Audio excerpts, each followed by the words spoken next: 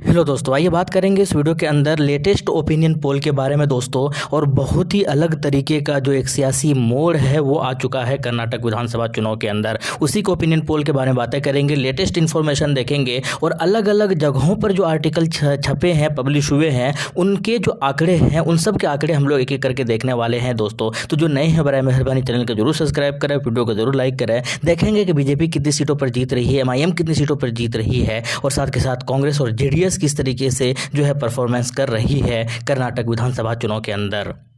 सबसे बड़ा opinion poll इसलिए कह रहे हैं दोस्तों कि इसमें ये देखेंगे कि इंडिया टुडे का क्या इन्फॉर्मेशन है, वो क्या बता रहे हैं, उनका क्या स्टेटस और अपडेट है। इसी तरीके से दूसरे जो जगहों पर है जो द हिंदू है, या इसी तरीके से जो नव भारत टाइम्स है या एबीपी है या जो भी और भी है, उन सब का सर्वे क्या है वो एक एक करके हम लोग देखने वाले हैं। लेकिन हम सबसे पहले जो है आर्टिकल वगैरह का हवाला देंगे ही देंगे, लेकिन सबसे पहले जो है हम लोग थोड़ा सा नज़र डालते हैं 2018 के चुनाव पर। 2018 का जो चुनाव हुआ था उसके परिणाम पर हम लोग देखते हैं दोस्तों कि किस तरीके से चीज़ें हुई थी और किस तरीके से जो है सरकार बीच में चेंज भी हुआ। हम सबसे पहले बात करते हैं कि जब 2018 के अंदर कर्नाटक के अंदर चुनाव हुआ दोस्तों, तो बीजेपी की वहाँ पर जो है 104 सीटों पर जीत हुई थी। टोटल सीट की अगर हम बात करें वहाँ पर तो 224 सीट है वहाँ पर, और अगर किसी को सरकार बनानी है तो इनमें से आधे से ज़्यादा यानी कि 113 सीटों पर जो है जीत हासिल करनी होगी, या तो उस पार्टी को, या फिर जो है अगर किसी का बहुमत नहीं आते हैं तो वो मिलकर जो है किसी पार्टी के साथ गठबंधन कर लेती है। और वो दोनों पार्टी या तीनों पार्टी या जो भी गठबंधन के अंदर रहेंगे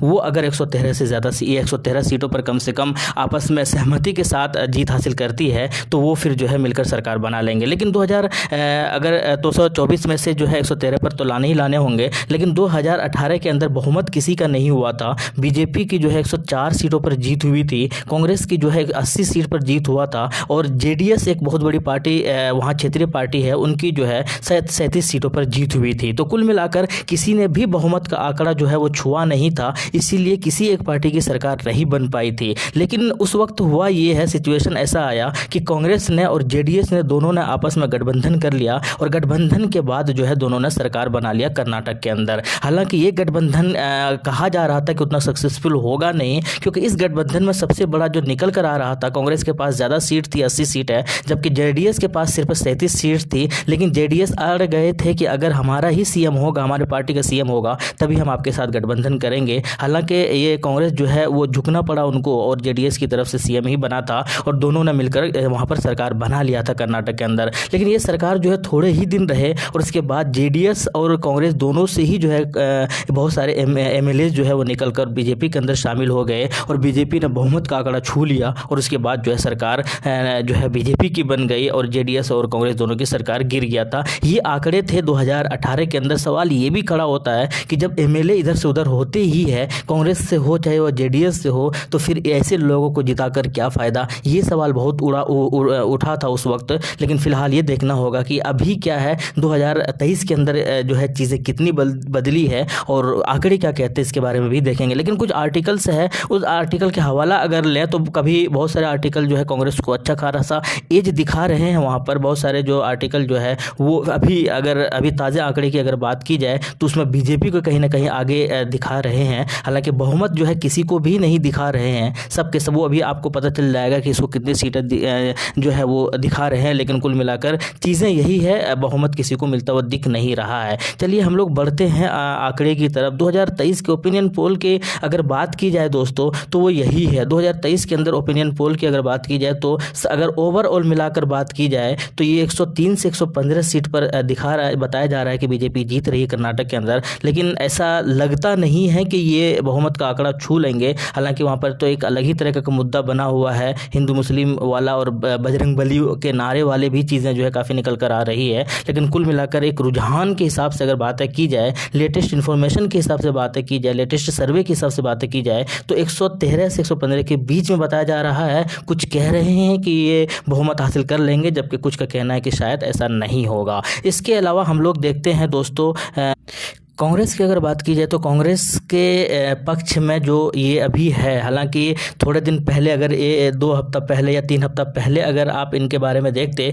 तो ऐसा आर्टिकल छप रहे थे, ऐसा रुझान निकल कर आ रहा था, ऐसा सर्वे किया जा रहा था कि ये जो है बहुमत हासिल कर रहे हैं और 100 से ज़्यादा सीट पर जीत रहे हैं। लेकिन अगर अभी की तत्काल या अभी की बात की जाए तो इनको बताया जा रहा है कि कांग्रेस के हिस्से में 80 से लेकर 90 के बीच में जो है इनको सीटें मिलने की संभावना है। अब आपको याद रहे तो पिछले बार भी 80 सीटें ही मिली थी। तो अब ये देखना है कि कितना हद तक सही होता है। कई बार ये आंकड़े सही भी होते हैं, कई बार ये आंकड़े जो है गलत भी होते हैं। ये तो खैर चुनावी जब रिजल्ट और परिणाम आएंगे तब पता चलेगा। लेकिन कुल मिलाकर अभी ओपिनियन पोल के हिसाब से जो है 79 से 91 सीट ही रखा गया है इनके हिस्से में, इनके पक्ष में। इसके अलावा जेडीएस एक बड़ी पार्टी है, उनके लिए भी बातें हो रही है, लेकिन उस हिसाब से या उतनी बड़ी पार्टी नहीं बनाया जा रहा है या बताया जा रहा है कि ये बहुमत हासिल कर ले। इसीलिए बहुमत के लिए 113 सीटें चाहिए, लेकिन ये जो है 26 से 36 सीट के बीच में माना जा रहा है कि ये जीत हासिल कर सकती है। हालांकि पिछले बार एमआईएम का भी इनका समर्थन था, लेकिन इस बार जो है एमआईएम का भी समर्थन नहीं है।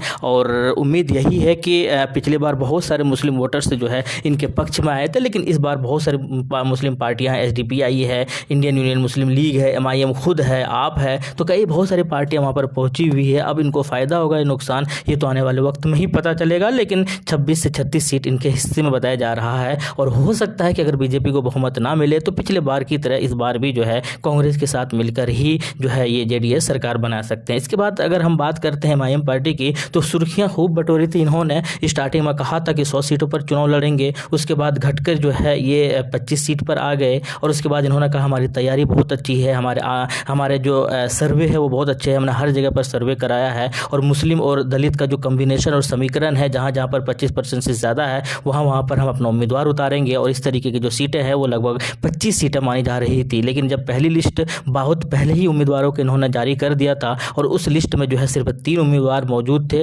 हालांकि उसके बाद में उसमें भी तब्दीली की गई और इन्होंने कहा था कि हम 16 और अपना उम्मीदवार उतारेंगे। लेकिन चीज़ें अभी फ़िलहाल ये 2 सीट पर चुनाव लड़ रहे हैं और उनमें से जो है दो के अलावा 1 सीट एक इंडिपेंडेंट उम्मीदवार जो है उनको ये समर्थन भी दे रहे हैं, उनके लिए प्रचार प्रसार भी कर रहे हैं और उनके लिए जो है ये रैली या उनके लिए जो है वो आवाम से खिताब भी कर रहे हैं। लेकिन अगर इनके जीत और परिणाम की अगर बात की जाए तो थोड़ा सा मुश्किल नज़र आ रहा है कि इनकी खाता भी खुलेगा, शायद बहुत मुश्किल है, ये इतना आसान है नहीं। अगर ये गठबंधन में होते या किसी पार्टी के समर्थन होता तो शायद ये कहा जा सकता था कि 1 से 2 सीट पर ये जीत हासिल कर सकते हैं, लेकिन ऐसा माना नहीं जा रहा है। चूँकि 2 सीट पर चुनाव लड़ रहे हैं, चुनाव बहुत कम सीटों पर लड़ रही है ये पार्टी, तो माना जा रहा है कि हो सकता है कि 1 सीट पर ये सरप्राइज़ कर लें लोगों को, लेकिन ये शायद थोड़ा सा मुश्किल है और जीत इनके हिस्से में बहुत कम माना जा रहा है। और अगर बहुत शानदार अगर कारकर्दगी करती है पार्टी तो हो सकता है 1 सीट पर ये जीत हासिल कर लें। लेकिन ये बात खूब था कि ये जेडीएस के साथ समर्थन करने वाले थे,